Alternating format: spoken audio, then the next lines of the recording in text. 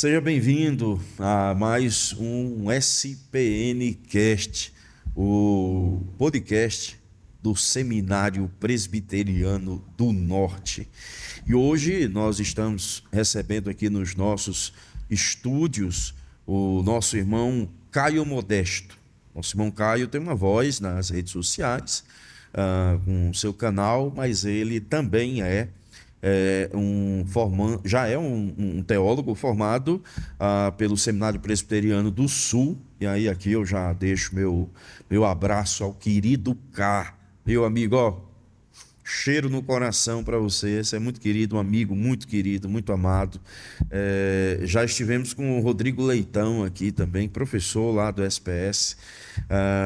E assim, nós labutamos em casas diferentes, mas temos uma relação fraterna que se estende, e sempre é uma alegria, né, poder saber das boas notícias dos nossos irmãos.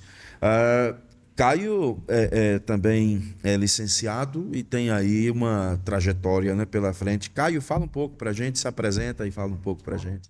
É um prazer estar aqui no SPN Cast, é motivo de alegria. Muito obrigado pelo convite também. Eu estou agora finalizando, na verdade, o curso. Em novembro, se Deus permitir, né, serei ordenado. Mas eu estou concluindo o curso e, se Deus permitir, aí a gente vai dar continuidade à vocação que o Senhor nos chamou. Então, eu espero que esse podcast realmente seja produtivo e que alcance muitas pessoas aí para a glória de Deus. A glória de Deus.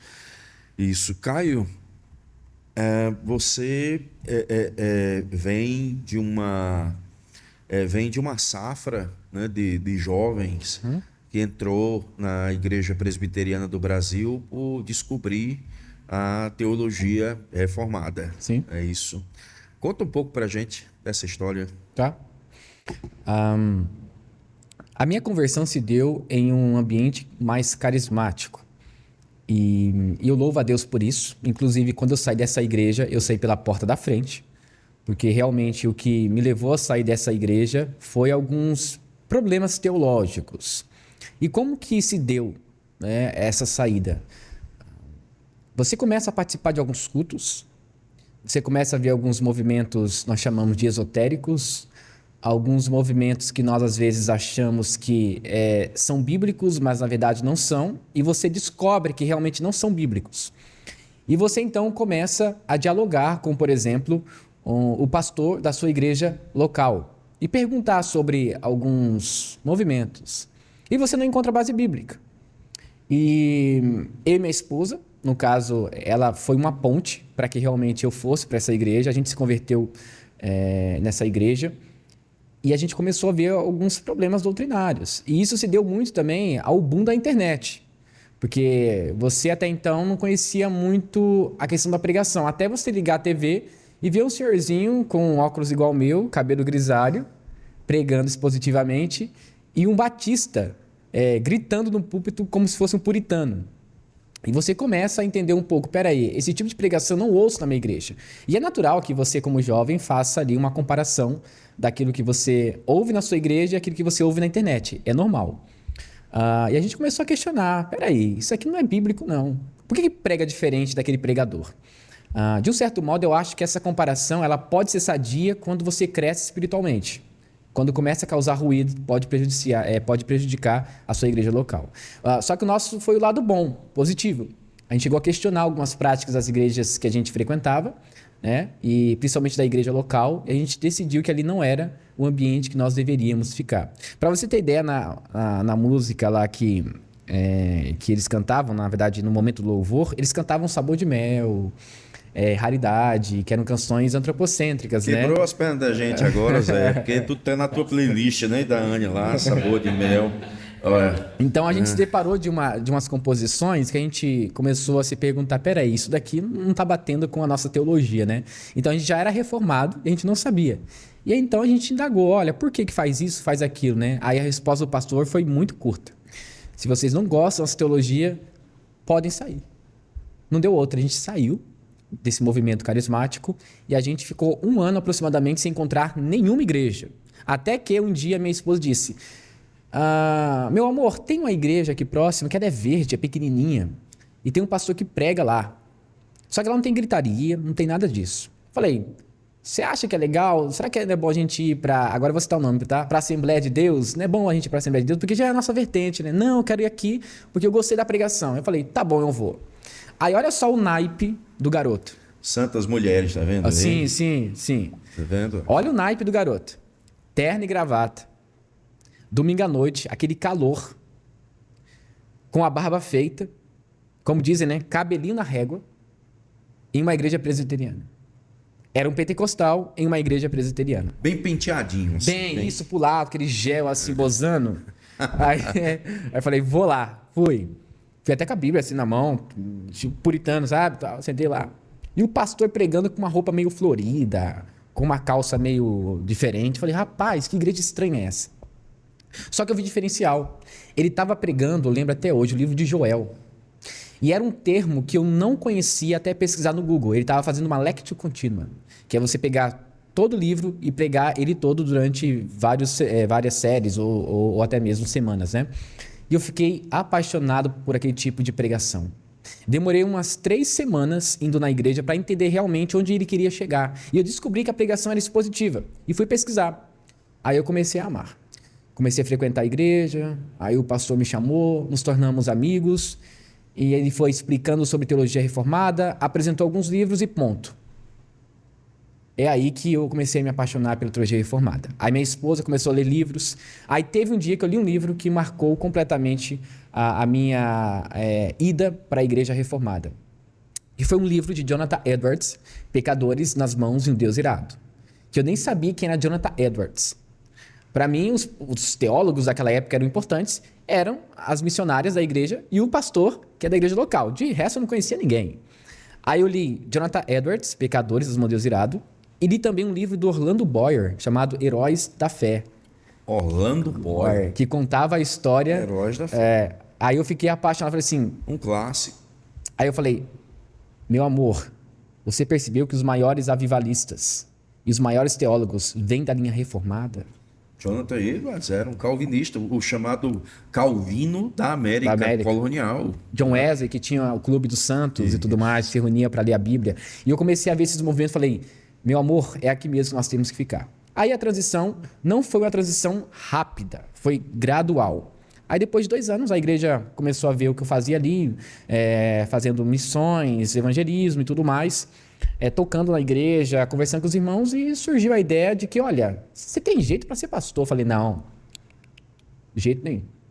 Eu fui resistindo, até que um dia a igreja realmente viu que eu tinha essa vocação, foi confirmado pela igreja, pelo conselho também, e pelas pessoas que estavam ao meu redor. Eu falei, Deus, se é isso, confirme.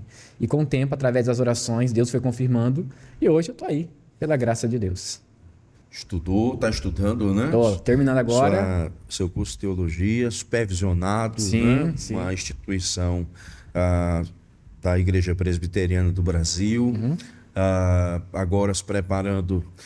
Foi licenciado, então passou pela primeira sabatina. Não, ainda não. Ainda não? Porque assim, a ideia de licenciar passa de cada presbitério. Haverá. Mas a ideia é ser ordenado em janeiro ou em novembro. Depende muito do presbitério. Mas eu vou passar. A depender do que você disser hoje aqui, você poderá ser ordenado ou não. Ou não, né? Ou excomungado.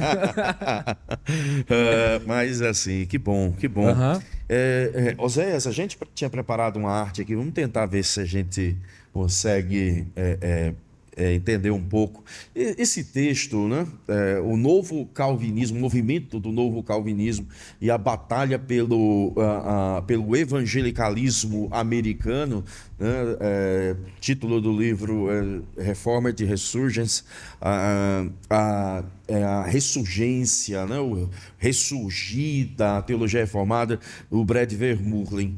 Vermeulen, ele não é exatamente, Caio, né? Nossos irmãos que nos acompanham aqui, não é exatamente assim, um tipo de teólogo reformado, mas ele é um pesquisador, ele fez um trabalho de campo, um trabalho sociológico. E aí me chamou a atenção um trecho que ele colocou, e eu queria compartilhar aqui com vocês e pôr aqui na nossa mesa de conversa. Né?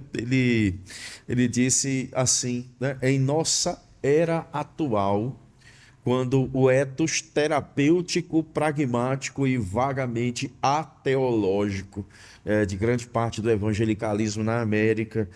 Se a gente quisesse tirar ali a América e colocar Brasil, não ia fazer não ia fazer muita diferença, não. Na América faz com que essa tradição se assemelhe ao que Dietrich Bonhoeffer chamou de protestantismo sem a reforma. O movimento neocalvinista, e aí aqui eu tenho que fazer uma notinha de rodapé, neocalvinista nesse sentido não tem nada a ver com neocalvinismo holandês, novo calvinismo, coisa assim.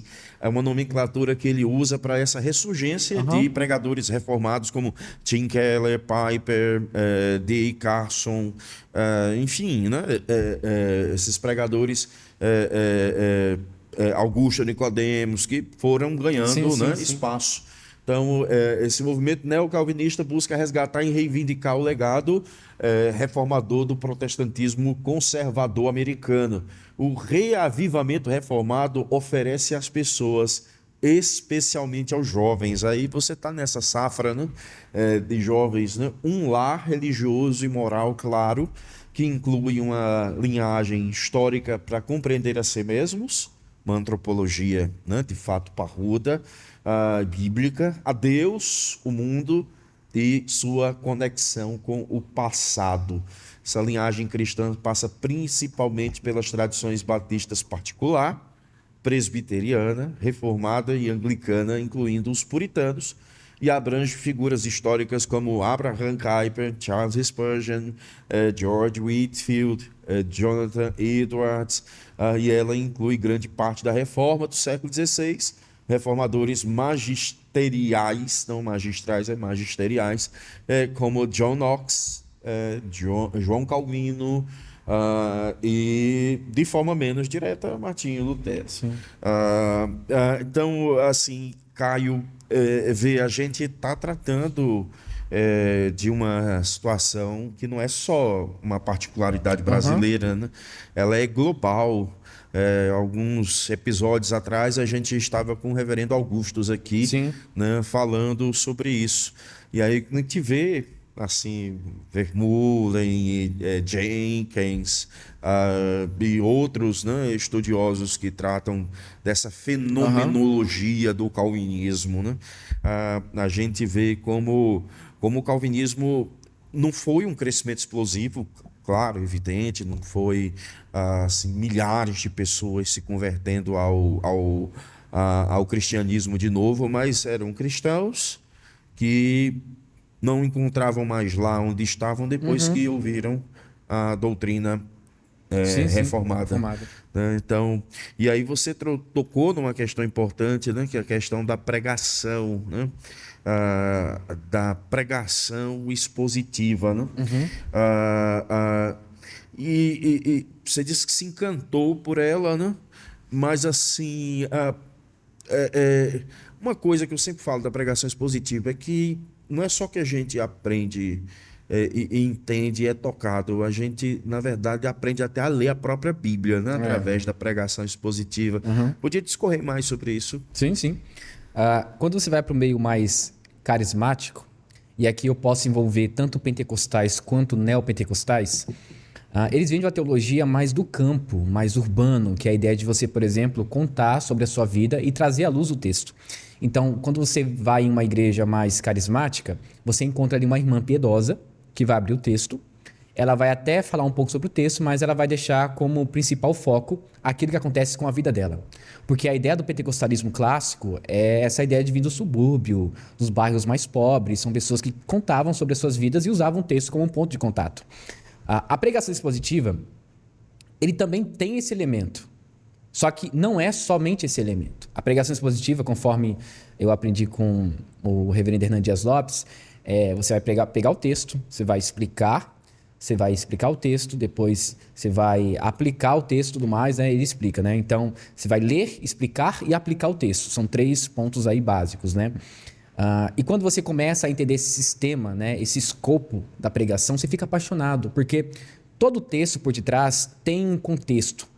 E quando você perde esse contexto, você pode também perder o sentido do próprio texto. No nosso curso, quando nós fazemos uma pregação expositiva, nós temos que separar a perícope.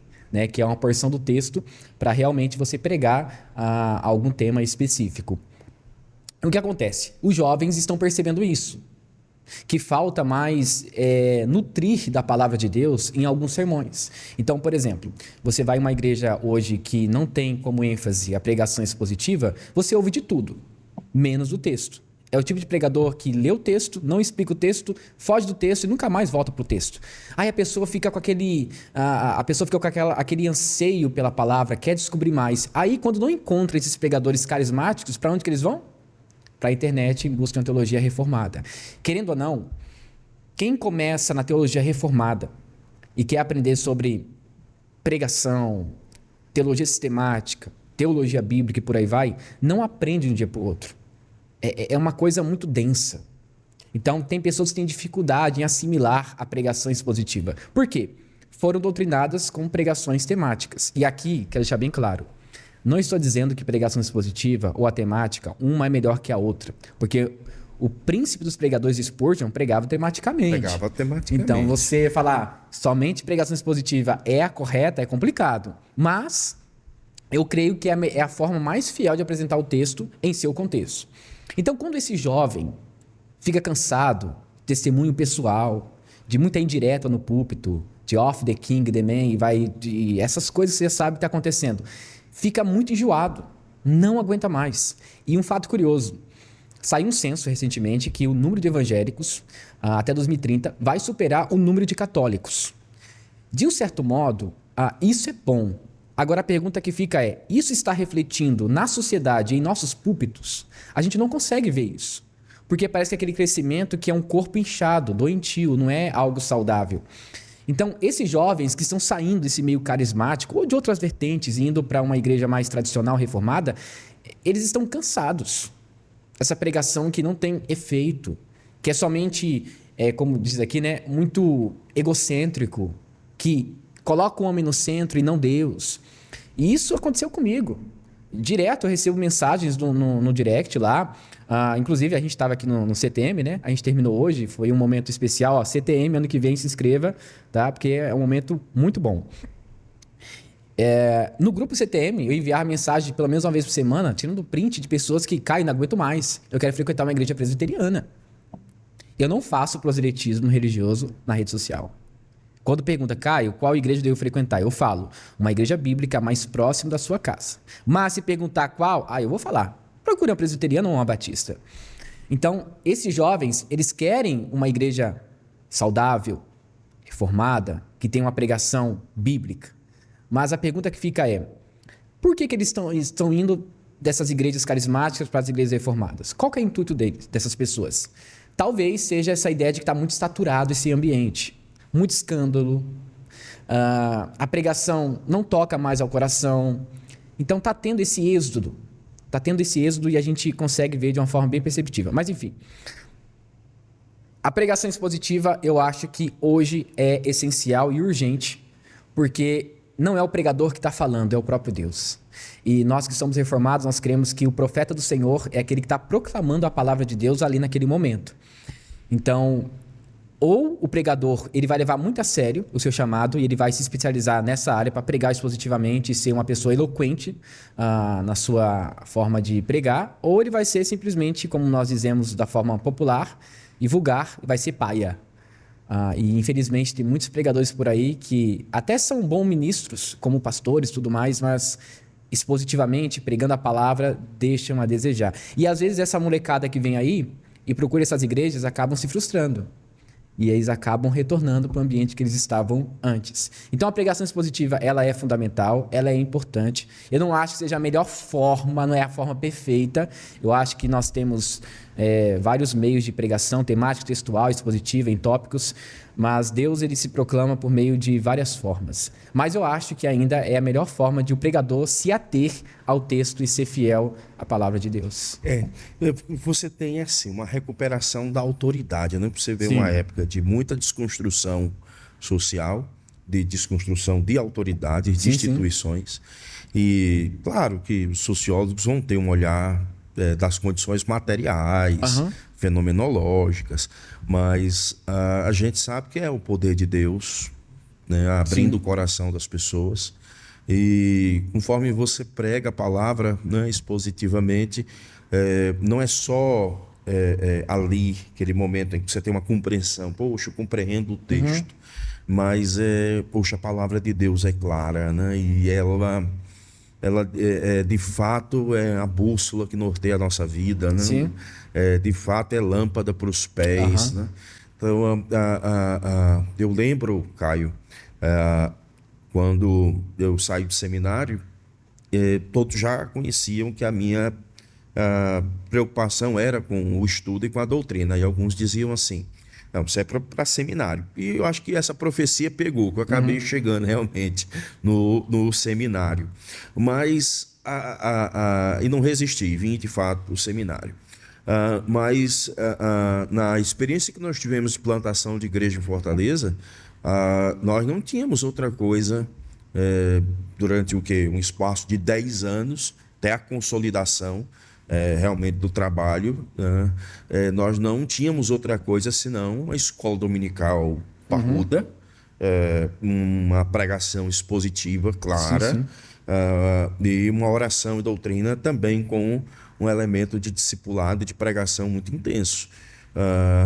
Não foi um crescimento explosivo, você tem que marcar o relógio os 20 anos de trabalho, desses 15 anos, 13 dedicados a essa visão ministerial, e foi realmente assim.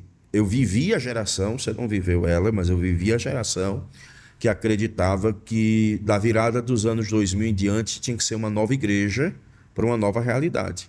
E muitos acreditavam até que a teologia contemporânea seria uma saída para as igrejas evangélicas no Brasil, que davam como certo a secularização.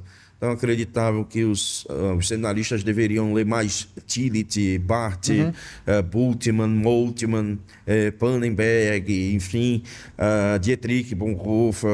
Muitos até acreditavam, parte do evangelicalismo brasileiro até ainda acredita que as coisas podem funcionar dessa maneira. Dobram a aposta, como às vezes a gente diz na linguagem do mercado financeiro, operar vendido. Sim, sim. Então, assim, muitos apostam, ainda que o cenário não seja exatamente de uma derrocada da religião, mas muitos apostam num cenário secularizado. Sim, sim. E o movimento que se dá é um movimento contrário, não? Eu assisti teu último vídeo, né, e eu vi ali como você abriu o seu coração, né? Assim, como a palavra tocou você, como a questão dos cânticos também, da música, né?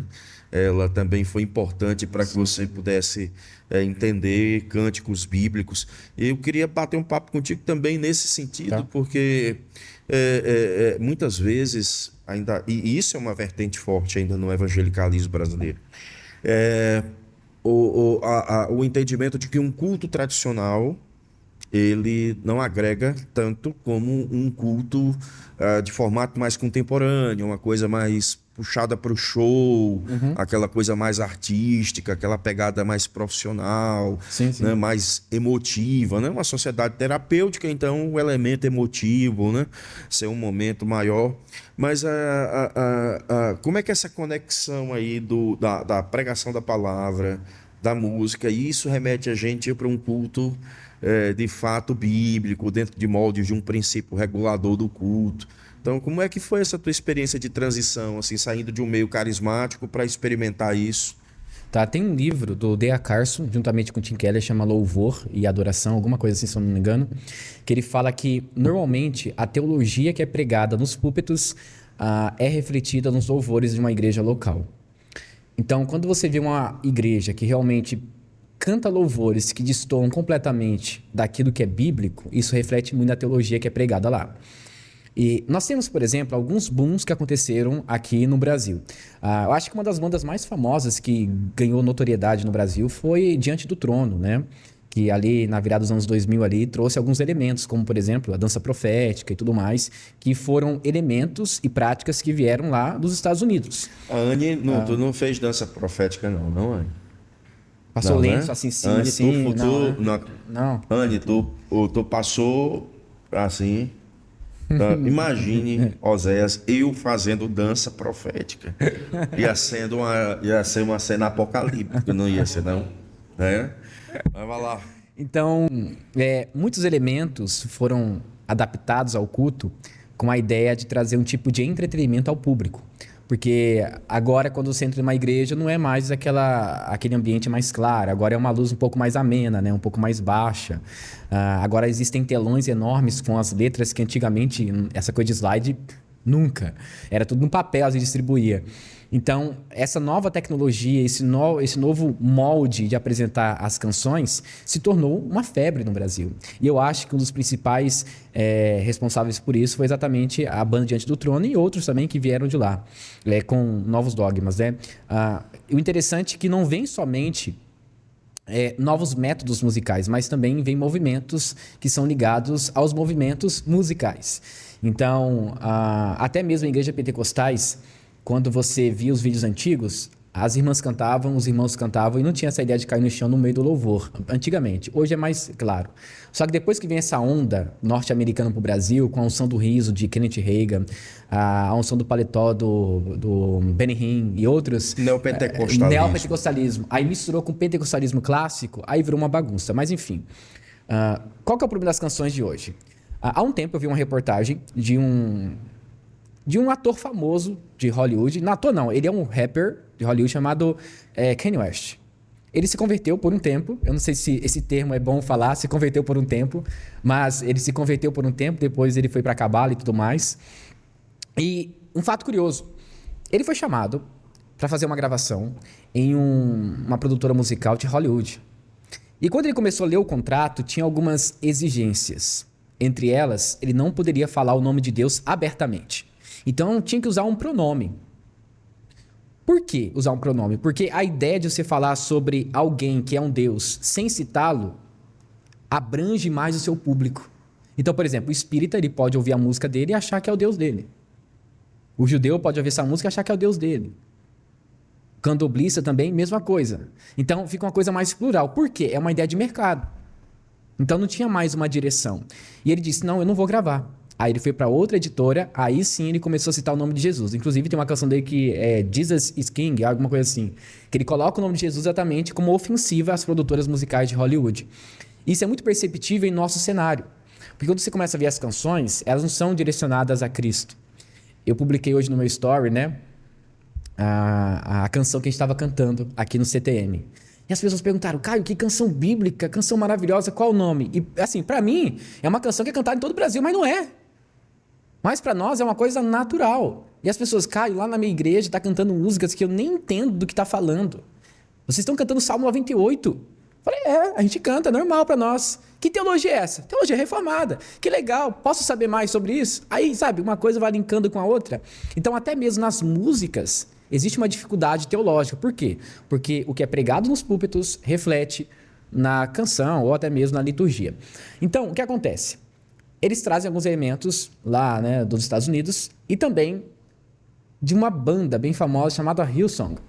Uhum. E agora muda um pouco, porque é uma pegada, como eles dizem, worship, que é uma pegada mais suave, com a melodia calma, com vários estrofes que se repetem várias vezes, e o refrão, a gente nem imagina, às vezes 1000 vezes toca o refrão, e começa essa tendência para a igreja evangélica. E se torna uma febre. Porque nós temos um problema na igreja evangélica, é que nós importamos tudo. Tudo. Dificilmente nós encontramos algum elemento na liturgia que foi feito no Brasil. Foi alguém que criou no Brasil e estabeleceu isso. Mas enfim, esse boom acontece. Só que esse boom acontece não somente em igrejas mais tradicionais ou igrejas mais antigas, mas também acontece em igrejas carismáticas. Então, todas as igrejas acabaram se adaptando a isso. É por isso que surgiram as church, né? As church é assim, você coloca um fundo bem escuro, uma música suave, estilo assim, um ambiente meio social, o cantor lá com a voz bem suave, com a guitarra lá em cima, isso chama as pessoas. Rapaz, eu ia plantar uma igreja assim em Recife, ele ia falando Rapaz, desse jeito, tá todo céu, aí não... Daí, ainda bem que o nosso prefeito, né, ele tá vendo isso, sabe que mas, poxa vida, e assim, né? eu não tô dizendo que esses aspectos são ruins. Tem aspectos que são bons nesse tipo de movimento, mas a pergunta que Até que ponto isso afeta a nossa liturgia? Porque eu já fui em igrejas, por exemplo, que as pessoas cantavam 40 minutos e a ministração era apenas 20 minutos. Então, não existia uma temperança no momento da liturgia. Isso afeta bastante. Sabe por quê? Porque o público que está indo para a igreja evangélica não está pensando em ouvir uma pregação fiel à Bíblia, mas está se preocupando com o bem-estar, de ir para a igreja e se sentir bem. E o que traz, assim, vida ao seu coração, ao seu espírito? Uma boa música. O elemento terapêutico, né? Que o Vermeulen coloca. Aí tem técnicas PNL, tem técnicas seculares. Para quê? Para que realmente o público se torne um tipo de cliente. Eu já vi uma irmã dizendo, né? Ô, meu irmão, eu sei que tocou tão bem hoje, mas não gosto dessa música. Eu falei, minha irmã, a música não é para você, minha irmã. A música é pro Senhor. Ah, mas na próxima vez, troca essa música, minha irmã, eu vou seguir a liturgia do culto. Por quê? Para ela tem que ir pro culto ouvir a música dela. E se não tocar no coração dela, Deus não falou. E esse é o ambiente que nós vivemos hoje, que nós temos que mudar. E está sendo muito difícil em nosso cenário. É muito difícil. E às vezes, Caio, o que é que acontece? A gente acaba pegando uma pecha, ou pelo menos tentam pregar uma pecha na gente, que é uma pecha assim, de proselitismo. Como você mesmo colocou, eu não faço proselitismo. E alguém pode pensar assim, mas poxa, por que ele já saiu se defendendo, né? Assim, mas é porque há uma pecha de que os reformados hoje não estão evangelizando, que os reformados estão se beneficiando das mídias sociais e dentro de um processo midiático, de uma engenharia midiática, estão observando pessoas que se sentem deslumbradas com a teologia e estão trazendo então essas pessoas para o mundo reformado. Quando não a gente estava aqui observando que o Vermeulen coloca, o que há são pessoas que, depois que escutam a pregação bíblica, elas não têm mais lar. Elas não encontram mais uma família, um lar, elas se sentem meio que soltas. E aí quando você oferece essa conexão com o passado, quando você vê essa pregação bíblica expositiva, cânticos, que não se canta o que está na moda, se canta o que está na escritura. Então tudo isso faz uma diferença na vida de uma geração inteira. Numa sociedade desconstruída, isso faz realmente uma diferença. Há um outro texto, Caio, sendo não traduzido, não sei por qual razão, mas foi escrito pelo Daniel Haidt e o Shane Lames, ambos confessionais assim, irretocáveis. E eles escreveram um livro chamado Plantando e Regando, Desenvolvendo Igrejas Confessionais para o século XXI. E uma das coisas que eles observam lá é o aspecto de que quando se pensa em ser igreja no contexto americano, seria ser igreja para os que têm fome da palavra, mas eles fazem também uma chamada, né, de ser uma igreja para os que estão longe. E aí esse é um ponto que eu queria chamar também aqui para a nossa conversa, porque você veio para cá para fazer o CTM, né? Sim. E o CTM é o nosso centro de treinamento missiológico, onde a gente tem essa percepção de se envolver e expandir o evangelho, pregar o evangelho de Jesus Cristo. E teve uma coisa que tu disse no teu último podcast, aliás, teu último podcast, teu último vídeo, que você falou da redescoberta da justificação. Isso. Né, da justificação pela fé. E eu acho que esses assuntos eles se alinham, sabe? Você, quando recupera o pensamento reformado, você se vê livre de uma cadeia de legalismos, né? Lutero, que o diga, os legalismos que ele viu cair quando leu Gálatas. E no nosso cenário evangélico tem muitos legalismos também. Legalismos da relevância social, legalismos de usos e costumes. Né? Ou seja, assim, o nosso país precisa ouvir o evangelho do Senhor. E ouvir o evangelho do Senhor é ouvir a justificação da obra de Cristo realizada por nós, como Ele perdoa os nossos pecados e nos torna justos, né, diante do Senhor. Sim. Então, assim, fala pra gente, Caio, como foi essa descoberta da doutrina da justificação pela fé na tua vida? Quando eu descobri a fé reformada, eu não sabia, por exemplo, alguns elementos básicos que são importantes nela. Por exemplo, o calvinismo, né? Nem o aliancismo, que eram temas que eu não tinha a mínima noção. E só depois de um bom tempo que eu entendi que calvinismo não é somente soteriologia, mas também é um sistema de governo de Deus. Depois que eu li Abraham Kuyper, que tem um livro chamado Calvinismo, que ele fala, que usa o termo lá cosmovisão cristã, que ele fala que tudo que nós fazemos deve convergir para a glória de Deus. Família, sociedade, escola e por aí vai. E eu comecei a ficar mais apaixonado ainda. Só que tem alguns termos que deveriam ser mais claros em nossa igreja, seja qual for a igreja, carismática ou tradicional, que não são abordados. Por exemplo, justificação pela fé. Por que o homem é justificado, pois, pela fé? Tem gente que não sabe explicar isso. Por que não é pelas obras, mas é pela fé em Cristo? Mas por que também as obras andam juntamente com aquele que crê? Não tem. Então, quando você vai em uma igreja mais carismática, uma igreja que não tem como ideia principal apresentar esses temas, essas igrejas pregam apenas legalismo. Legalismo. Sobem no púlpito, escolhem textos fora de contexto para pregar legalismo. Eu lembro que na igreja antiga que eu frequentava, quando eles começavam a pregar, começavam até bem, falando sobre Cristo, o Evangelho, mas, de um certo modo, mudava o caminho completamente para pregar sobre legalismo religioso. Começavam a falar sobre as vestes das mulheres, a barba dos homens, e o texto não falava daquilo. E, por exemplo, ele pega lá Romanos capítulo 1 ou Romanos capítulo 3 e começa a destrinchar aquele texto. Você vê que o foco no final não é apresentar realmente o que o texto diz, mas é o que o pregador está querendo dizer, de uma certa forma, do coração dele. Isso é muito perigoso.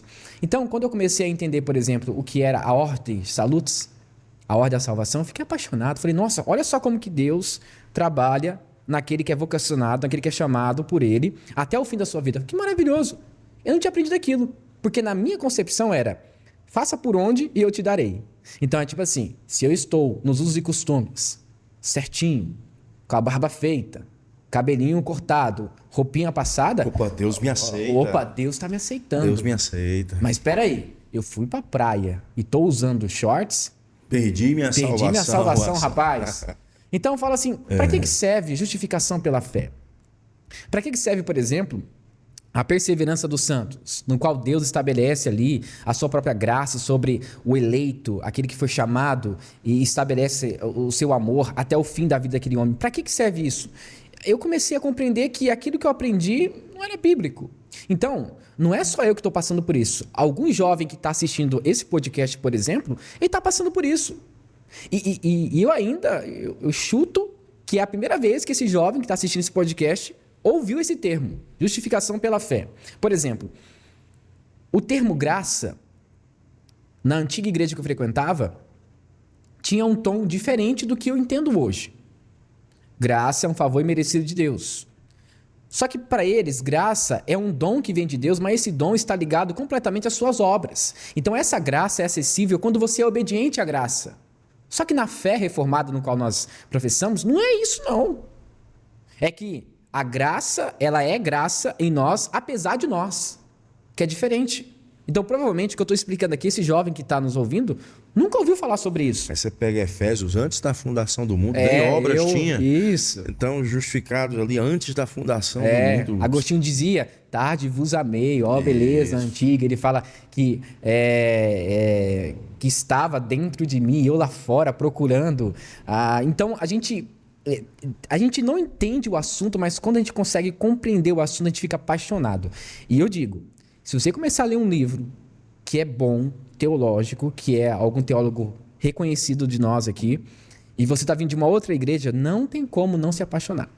Eu não vou recomendar que você leia as Institutas de Calvino, porque a linguagem é um pouco diferente, né? Já é um pouco mais sistemática. Mas se você pegar, por exemplo, um Bavinck, As Maravilhas de Deus, um Huckman, que é uma linguagem um pouco mais clara para os jovens, vai ficar apaixonado. Aí vai ver alguns termos lá que ele nunca ouviu. Por quê? O pastor sabe muito bem que quando você começa a ver alguns movimentos, eles focam muito em uma linha. Por exemplo, escatologia. E o povo fica vibrado. Jesus vai voltar quando? Volta antes, depois. A gente não se preocupa muito com isso. Jesus vai voltar. Nós estamos nos preocupando com os fundamentos principais do Evangelho. É claro que a escatologia também é. Mas nós temos que entender outros aspectos. E aí o que acontece? Esse jovem só ouve sobre isso. E não tem, por exemplo, uma série de pregações sobre um tema específico. E fica só nisso. O que acontece? Fica saturado. Quer conhecer mais sobre outros temas. E acaba se deparando com uma teologia bíblica. E só para fechar esse assunto, temos que tomar também algumas precauções. Porque quando alguém começa a entender um termo, ou fica apaixonado pela teologia que nós conhecemos, a reformada, começa a fazer um tipo de ostracismo com seus irmãos na fé. Aprendeu os 5 pontos do calvinismo e acha que é o supra-sumo, que já sabe tudo sobre Calvino. Aí aquela pessoa que deveria ser ganha por meio do testemunho dessa pessoa que está aprendendo essa nova teologia, acaba, na verdade, perdendo por essa falta de amor, por essa falta de misericórdia, de piedade. E, infelizmente, eu não posso aqui generalizar, né? Mas alguns de nós, que nós somos calvinistas, somos reformados, falta-nos um pouco de piedade. Porque nossa teologia é muito boa, ela é muito boa, mas, às vezes, falta-nos a prática. A prática.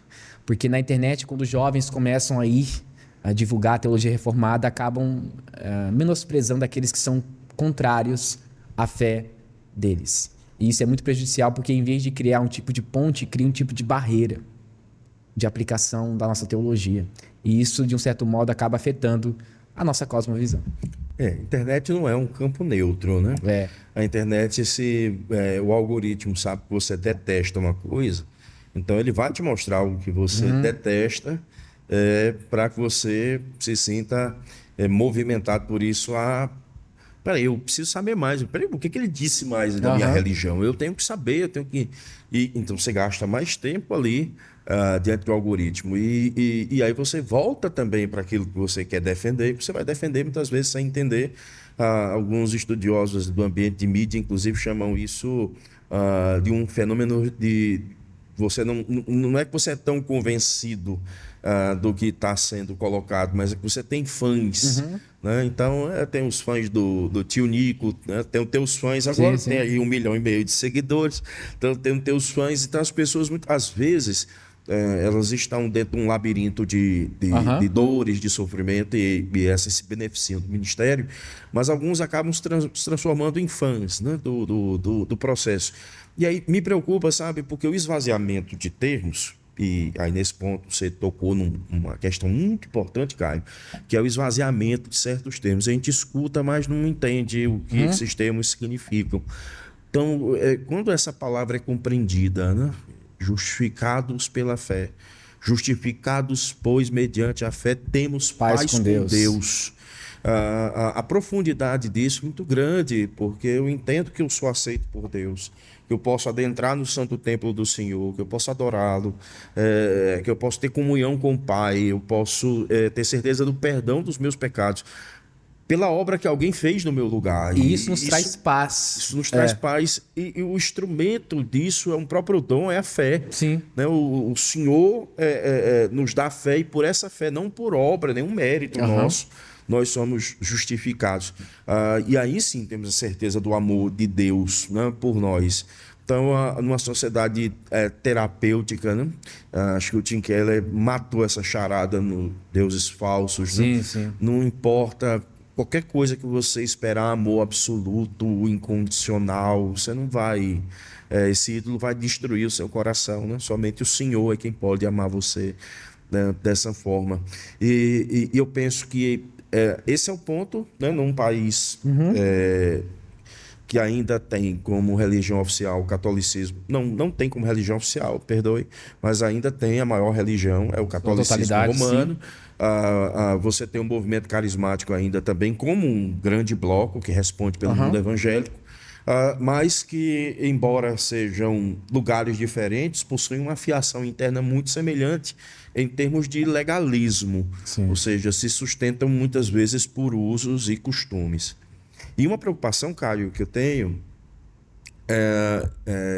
que converge também com o que você falou, no tocante a jovens que conhecem essa teologia reformada, mas às vezes isso aí não é uma coisa generalizada, são apenas experiências que eu vi ao longo do tempo do ministério pastoral. às vezes só substituem um legalismo por outro.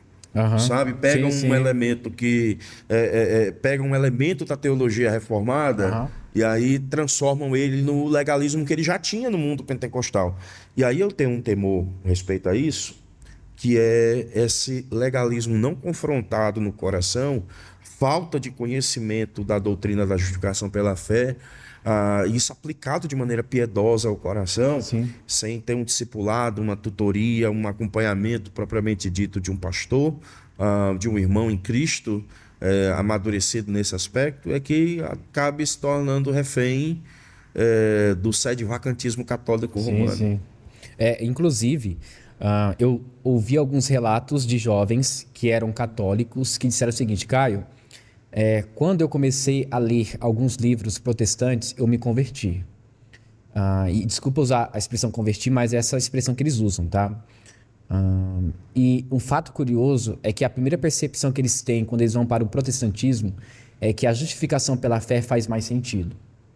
Porque, por exemplo, quando tu vai lá em uma igreja católica, na ICA, Igreja Católica Apostólica Romana, tem alguns elementos que nós não encontramos na Bíblia e isso está muito visível para nós, tá? Por exemplo, purgatório. O purgatório é totalmente contrário à justificação pela fé. Você tem, por exemplo, outros meios, como intercessão dos santos. E quando o jovem descobre que realmente esses elementos não estão na Bíblia, e lendo livros de teólogos conhecidos, eles também vão contra isso, aí surge uma luz. Mas quando surge essa luz, eles não encontram um caminho. Porque daí o jovem fica pesquisando. Para onde eu vou agora? Para onde eu vou agora? O que é o protestantismo? Aí para ele, o protestantismo é tudo que engloba aquilo que está fora da Igreja Católica. Aí o que acontece? Ele vai para uma igreja mais carismática, que tem o mesmo legalismo da Igreja Católica. O que muda é que lá você não vai orar santos, mas vai ter usos e costumes, vai ter um regime interno, no qual você vai ter que fazer obras para decidir ou definir se você vai ser salvo ou não. Aí quando ele vai para a igreja batista, ele encontra uma boa teologia. Quando ele vai para a igreja presbiteriana, ele encontra uma boa teologia. Só que ainda existe o resquício do catolicismo. E para ele, algumas doutrinas ainda fazem sentido.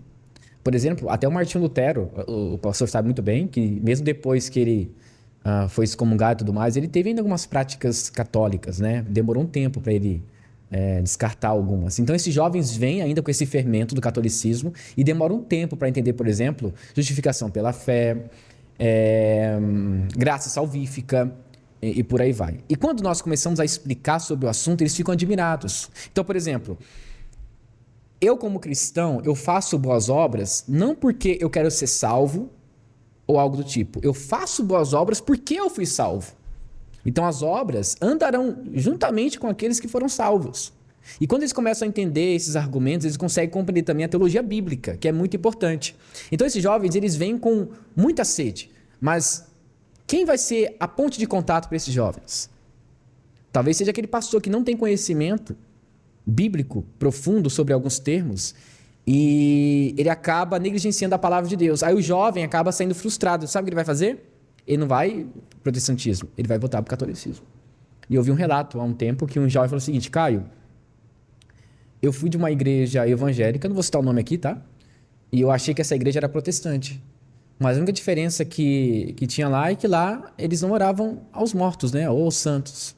Mas as práticas eram as mesmas. Havia movimentos judaizantes, tinham até estátuas dentro da igreja e tudo mais, e adoravam um líder religioso. Então eu percebi que, em vez de ficar nessa bagunça, eu vou ficar com a bagunça boa, vou voltar para o catolicismo. Aí voltou esse jovem. São raros casos que isso acontece, tá? Então, realmente, quando esses jovens vêm à nossa igreja e têm uma dificuldade em entender sobre o assunto, eles acabam ficando confusos e acabam retornando para a antiga denominação que eles estavam. É por isso que eu acho muito essencial, não é que vestindo a roupa do clube, mas é falando exatamente sobre isso, que nós temos que criar seminários para também criar pastores e ministros sérios da palavra. É por isso que eu amo a minha igreja, tá? Porque nós temos, por exemplo, CTM, que ensina você como plantar uma igreja, como entender o seu campo missionário. Não é apenas você ir lá, abrir um ponto de pregação sem fazer uma pesquisa e ir. Não, tem um estudo por detrás. Por quê? É pensando no reino de Deus. E quando a gente vê a preparação de um pastor que dura aproximadamente 7 anos e meio, né, até uma membresia e a formação, isso é espetacular. É quase o mesmo tempo de um padre. Isso mostra a importância. Então, quando esse jovem vem a uma igreja mais histórica, reformada, ele consegue compreender alguns assuntos. Por quê? Porque a pessoa que está ali no púlpito está instruída quanto a isso. É por isso que muitos jovens que estão saindo do catolicismo não estão indo para as igrejas carismáticas. Estão indo para as igrejas mais tradicionais e reformadas. Porque é um assunto mais denso. E, de um certo modo, nas igrejas carismáticas não se fala sobre a patrística, por exemplo. Nós não temos preconceito, nós falamos. Então, para ele, já está uma coisa mais aguçada, uma coisa mais vívida. E isso facilita bastante. Então, eu acho que isso é muito importante, mas nós devemos estar capacitados para explicar sobre esses termos. Porque se nós não estivermos, logo eles não ficarão em nossa igreja. Aí é complicado. É uma luta, né? E é um ponto importante, porque quanto mais frágil é o conhecimento do que a escritura clara e simples fala sobre justificação pela fé, favorece uma visão legalista, seja ela carismática, seja ela legalista ideológica, que tem também. Né? Seja ela legalista do ponto de vista do catolicismo romano. E tem um lado liberal também, né? Tem um lado liberal também, né? Legalismo liberal, os atos de relevância, boas obras, cultura, enfim. E o próprio legalismo que Trento reafirmou. E você teve uma percepção interessante ali também do sedivacantismo. A rede social, o X, né, Twitter, antigo Twitter, agora... Aliás, antigo Twitter, agora é X. X, né? O X. Às vezes se dá a impressão, a rede social às vezes dá uma impressão de que o movimento é muito grande, né? Então, vamos lá, você tem 1,5 milhão de pessoas inscritas no teu canal. Só no YouTube. Isso. No YouTube, inscritas no teu canal. Nem todas essas pessoas estão inscritas lá porque concordam com o que tu diz. Elas estão inscritas lá porque querem ver o que é que tu vai dizer para depois criar um conteúdo contra o teu conteúdo. Um react ou refutando. Isso, exato. Então, às vezes, a mídia ela dá uma imagem, as pessoas não percebem que não quer dizer que assim, 1 milhão de pessoas interessadas no pensamento calvinista, né? No pensamento reformado. Às vezes você vê uma igreja reformada, tem lá 1.000 pessoas seguindo aquela igreja, mas ela é uma igreja que tem 150 pessoas, mas não quer dizer que ela tem 1.000 pessoas seguindo. E o sedivacantismo ele é muito isso, assim. Ele é um movimento que é uma contradição de uma ponta a outra, né? Porque se o magistério católico é um desenvolvimento, né? Se Deus não deu uma Bíblia, deu um magistério. E esse magistério tem poder de chaves e esse magistério é vivo, é dinâmico. Então, se ele é dinâmico, o que acontece do Vaticano I para o Vaticano II é parte do seu dinamismo. Então, em que sentido o sedivacantista está reclamando que o Vaticano II desfez alguma coisa de Trento e a Sé está vacante? Então, a gente nota que isso é ainda uma tentativa de se manter num pensamento antigo. Eu vou me arriscar a usar uma categoria kierkegaardiana aqui, do desespero do infinito. O cara não cabe mais em nenhuma coisa do mundo moderno, pós-moderno, então ele cria uma miragem, né? O sedivacantismo é uma miragem. Ele cria uma miragem de um catolicismo medieval, pós-reforma, né? Que reafirmou os grandes dogmas católicos romanos. E infelizmente, quem vem para dentro da igreja evangélica muitas vezes vê uma pulverização, né, do universo evangélico e diz, cara, então é o seguinte, eu vou agora voltar para crenças antigas, né? Vou voltar para crenças antigas e acaba, na verdade, não passa de passagem, né? Pela igreja reformada ou pela igreja evangélica, porque, na verdade, ainda está arraigado ao legalismo. Caio, cara, que papo legal que a gente conseguiu marcar aqui. Interessante, só para agregar o que você falou, quando a gente começa a explicar, por exemplo, esses movimentos, por que eles estão acontecendo, isso também se dá à internet. A internet, ele é um mundo digital que é muito fértil, seja em pessoas ou em informação. Quando a gente vê, por exemplo, a Igreja Católica, como você disse, que tem 3 princípios reguladores de fé: magistério, tradição e a própria Bíblia, quando você acha que realmente essas coisas convergem, não convergem. Há uma distinção muito grave quanto a isso. E quando isso é colocado à prova das Escrituras, as coisas começam a cair. E se você perceber, cresceu em nosso ambiente acadêmico, teológico, muitos debates na internet. Eu vi recentemente aí um cristão versus 25 ateus. Ou até mesmo um cristão versus isso ou aquilo. Então, esse jovem, que às vezes não tem conhecimento sobre o assunto, começa a entender sobre aquele tema, começa a ficar apaixonado. E ele sai do raso, sai daquilo que é falado no púlpito e vai para os livros. E começa a compreender, opa, peraí, eu preciso entender mais sobre esse assunto. É aí que acende uma luz. É aí que, por exemplo, aquele jovem católico que está na internet, ele começa a ver realmente que tem algo de errado com a fé dele. Até um tempo saiu um probleminha aí, né? Deu um probleminha, porque o católico diz o seguinte, né? Você é de uma igreja, né? Assim, ele fala, qual das 40 mil? Só que o catolicismo hoje também não é algo unificado, não. Tem vários segmentos do catolicismo, não é uma coisa... Isso ficou escancarado, deu para todo mundo ver. Esse último conclave, sim, entre o último conclave e o filme O Conclave... A oposição que teve e tudo mais, exato, né? E, inclusive, até um tempo, né? Eu vi um vídeo de um católico refutando um outro católico. Aí eu falei, olha que interessante, entre vocês também existe divisão, né? Mas não é a Igreja de Cristo? Não deveria ter divisão, né? Então, quando o jovem começa a perceber esse tipo de tradição que está errônea, esse tipo de magistério, quando o Papa fala ex-cátedra é aquilo e ponto final, ele começa, peraí, mas a minha Bíblia não diz isso. E ele vai pesquisar, então, na internet conteúdos que afirmem a sua fé. É aí que encontra uma igreja protestante que é séria. Então, o boom da internet é responsável também pela queda do número de católicos no Brasil. Porque, você é mais velho do que eu, com certeza, mas... Imagina, mas isso aqui é pintado, velho. É só para fazer uma... Mas há 25 anos, por exemplo, a ideia de internet era quase incomunicável. Eu sou da época do Orkut, aí do MSN, né? Então, ali tinha comunidades e não tinha essa briguinha de evangélicos. O evangélico que entrava ali é para namorar com a evangélica. Era isso, não tinha essa ideia de bate-papo teológico. E com o tempo foi criando o Facebook, que eu acho que foi o grande marco. Isso. Depois vem o Instagram, né, que vem juntamente com o Facebook. O Facebook eu acho que vem primeiro, depois vem o Instagram. Aí convergem em uma plataforma de vídeos. Aí o YouTube já estava no ar desde 2007 e começa a bombar. Eu sou da época ainda, gente, quando eu era da época que o Felipe Neto fazia conteúdo que não tinha palavrão ainda. Depois ele começou a mudar e começou a entrar no coisa de Nutella e tudo mais. Sou da época do Whindersson Nunes, quando ele começou. Então, desde esse tempo aí. E foi nesse tempo que começou a acontecer algumas coisas na igreja evangélica. Quando, por exemplo, um tal de Nicodemos, né, começou a gravar vídeo na internet, um senhorzinho com barba branca. Tio Nico, isso, que até então ninguém conhecia, mas a internet proporcionou essa imagem a ele. E eu comecei ali em meados de 2018, 2019, e tinha um público até legal. Então isso também se dá ao boom da internet, que de um certo modo é muito bom, mas também se você não filtrar, você consome muita coisa que não é boa. Daí a importância do seminário, né? Isso. Você, claro, você procurou o seminário também por uma motivação vocacional, sim. Mas quanta coisa deve ter encaixado no lugar, né? Conforme você teve um estudo dirigido, né?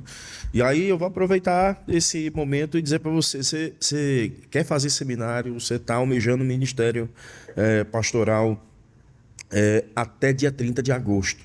Estão abertas as inscrições para o vestibular. Chama vestibular, mas na verdade é o seletivo IPB, né? O seletivo para os seminários em 2026. Então, se você quiser em 2026 estudar num seminário presbiteriano, então você tem que correr e se inscrever.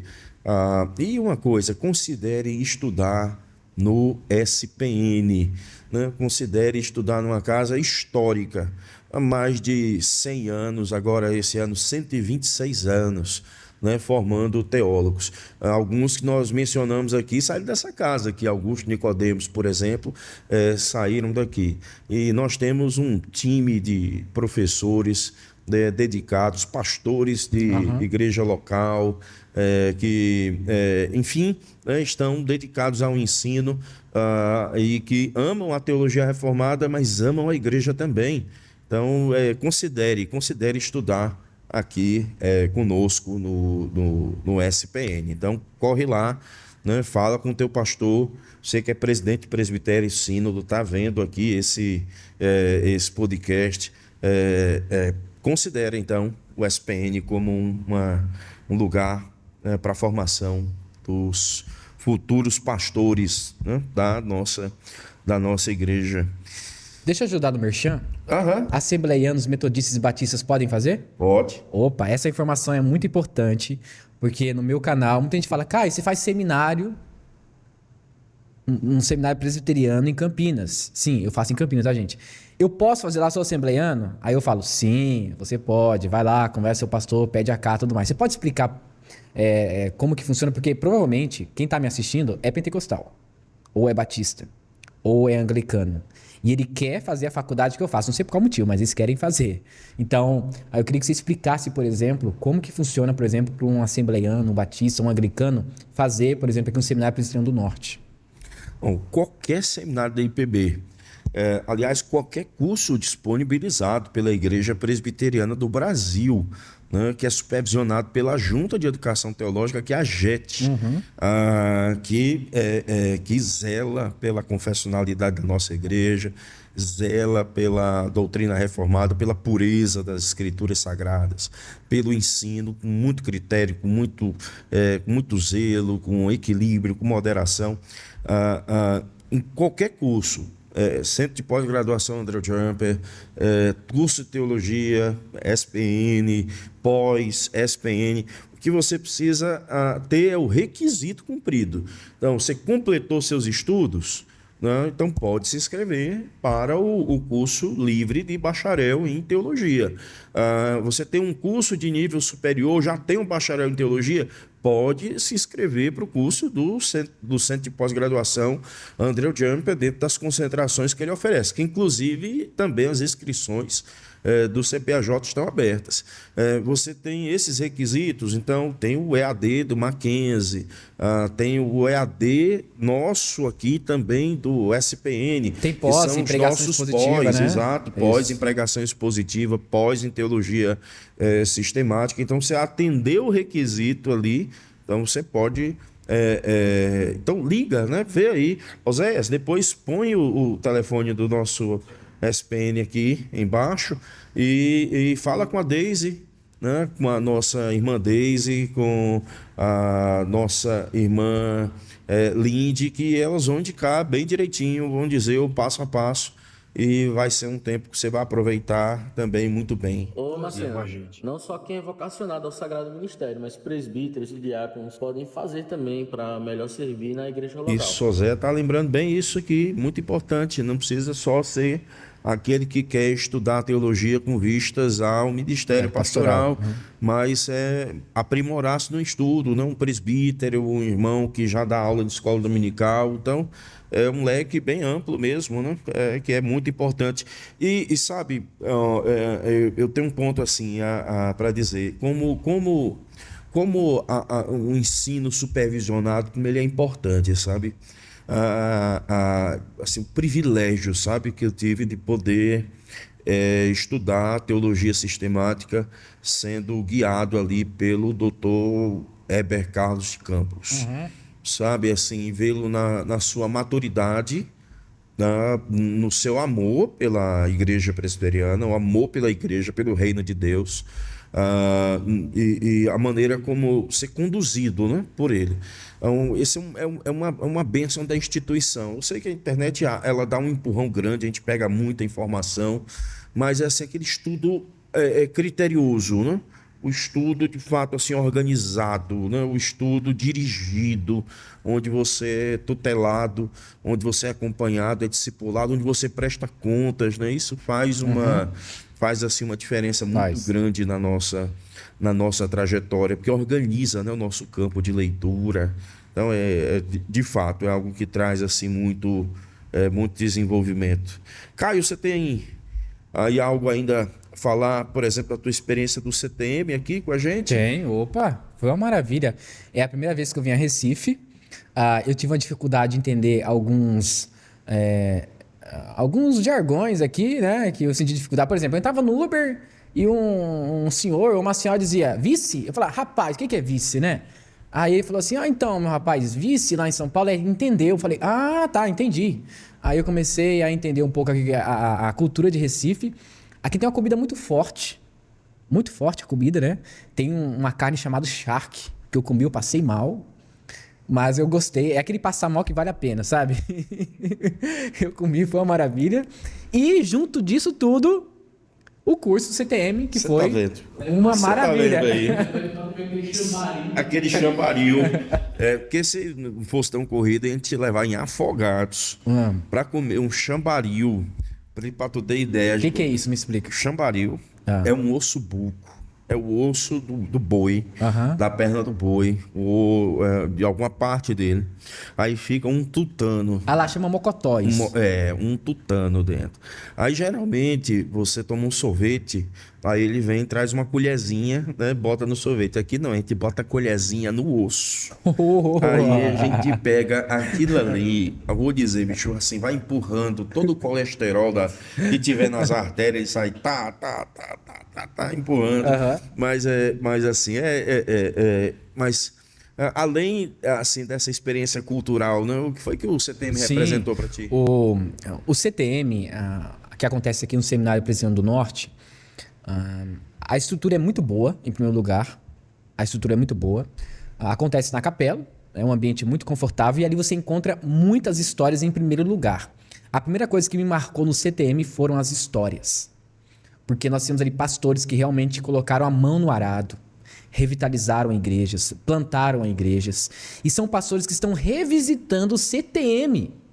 Já fizeram há anos e novamente voltaram porque gostaram do CTM e querem reaproveitar novamente o que está aí na moda, né? O que está de novo. E o que eu aprendi no CTM é que para você plantar uma igreja, o seu primeiro ministério começa francamente com o seu coração. Essa é a primeira coisa que eu aprendi. A segunda coisa que eu aprendi é que no CTM você tem que vir para cá com um coração missionário. Missionário. A terceira coisa é que o CTM me ensinou que para você revitalizar uma igreja e plantar uma igreja, você tem que amar a sua igreja principalmente e a Cristo. E eu percebi isso em cada depoimento de professores. E uma última coisa também que marcou é que toda aula passava por um testemunho pessoal. Toda aula. Isso é muito importante, porque para quem vai revitalizar uma igreja ou plantar uma igreja, conta muito aquilo que as pessoas já fizeram, já testemunharam. E isso vira um tipo de informação muito fundamental para o campo. Então, olha, o que aconteceu aqui comigo, né? Eu me frustrei no primeiro ano, mas o pastor lá, ele contou uma história que aconteceu com ele também, então vou seguir firme. Então, marcou também as histórias do CTM. Outra coisa que marcou, além de todas essas que eu já falei, foram os professores que são muito capacitados.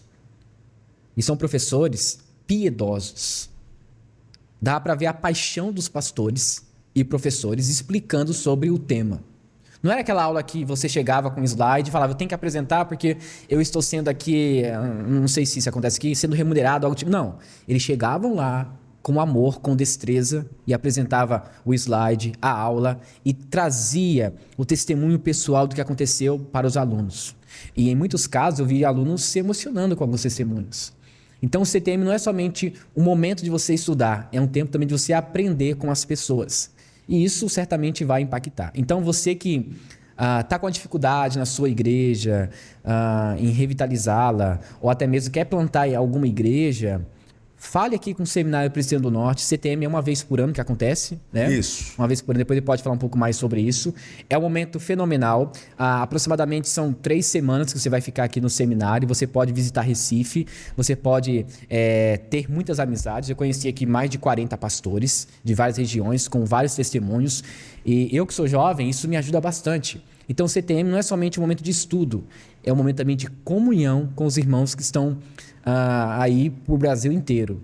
Então, se você quer realmente fazer um curso que vai te ensinar como plantar uma igreja, como servir bem a sua igreja, como revitalizar se está com algum problema, é um CTM que você tem que fazer. E é muito bom, é apaixonante. Eu saí, hoje foi o último dia, né? Eu saí com aquele gostinho de quero mais. Mas eu aprendi bastante. Mais carne do sol, né? Que se você quiser. Também é forte aqui. Mas é muito bom. Eu louvo a Deus para a vida do pastor, também toda a direção. Vocês também foram muito criteriosos na questão dos professores. Posso citar um professor aqui? Tem um professor que eu me liguei bastante com ele pela juventude dele, que foi o Adilson, hermenêutica. Foi uma das aulas mais apaixonantes que eu já tive. Adilson é gente finíssima. Eu falo que ele parece um pregador batista bem conhecido aí. Eu falo, será que ele não, né? Não. Então. Mas é apaixonante a forma que ele ensina. Apesar de ser jovem, assim como eu, dá para ver nos olhos dele, né, essa paixão pelo aquilo que ele faz. Não somente nos olhos dele, mas também dos professores que deram aula aí pra gente, que foi um momento muito marcante, que eu saí daqui não tendo apenas alunos como irmãos na fé, mas também amigos irmãos na fé, né, a ponto de, Caio, quando você estiver lá, vai lá em casa, tomar um café. Então, o CTM, gente, não é apenas um curso. Rompe muitos limites que a gente nem imagina. Caio, você vai ver que existem alguns momentos que a gente conhece um pouco da Igreja Nacional.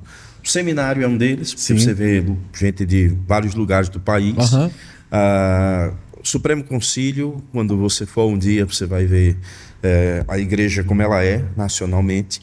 E o CTM. A minha experiência com o CTM foi em 2009. Quer dizer, eu tenho amigos ainda daquele período, assim, né? Por exemplo, da tua região lá, o Sérgio Lima, por exemplo, um colega, a gente é da mesma turma do CTM. Serginho, cara, um cheiro no teu coração, pessoa muito querida, muito amada. É assim, é um irmãozão, né, que a gente tem. Mas é isso, o CTM é uma grande experiência. É uma imersão. E também é um network. Isso. Também é um network muito importante. Isso, é uma imersão que você tem. Vem não só as pessoas que já estão aqui em Recife, que nessa cidade tudo fala de presbiterianismo. Você tem todos os aparelhos presbiterianos aqui, né? Você tem as igrejas históricas, primeira igreja, né? Você tem igrejas grandes, parrudas, pujantes, igrejas que fazem parte do desenvolvimento do Recife, que são respeitadas na esfera pública, igrejas que facilmente o seminarista encontra, né, um lugar para congregar, para servir, né, nessas igrejas aqui.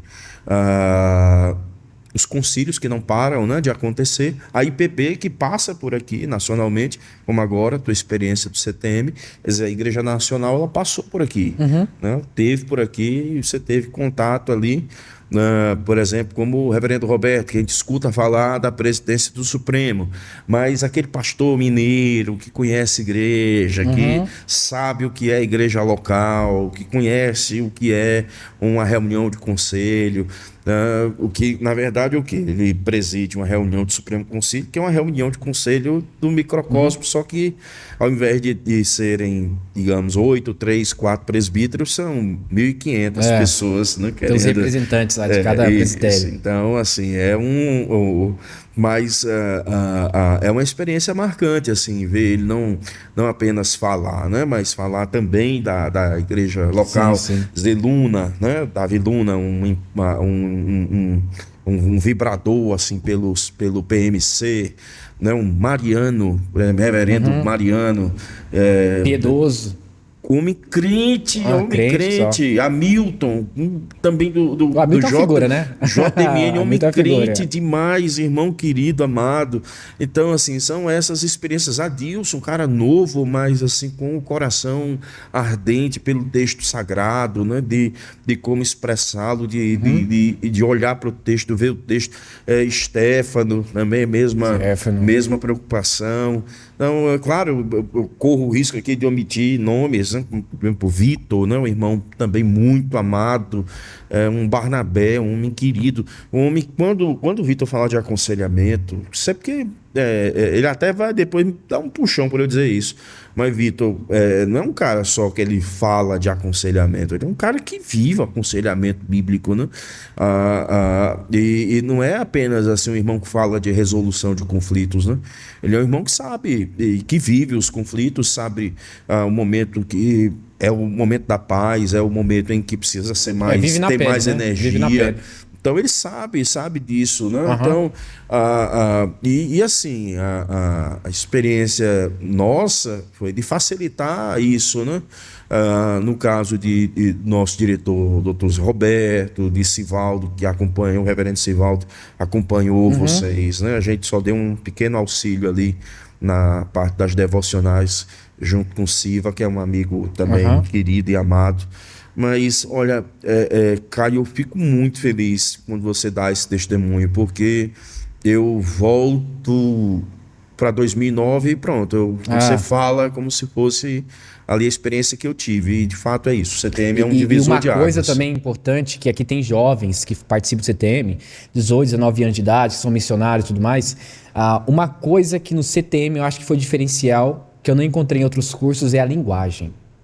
A linguagem, ela é muito compreensível, é muito fácil.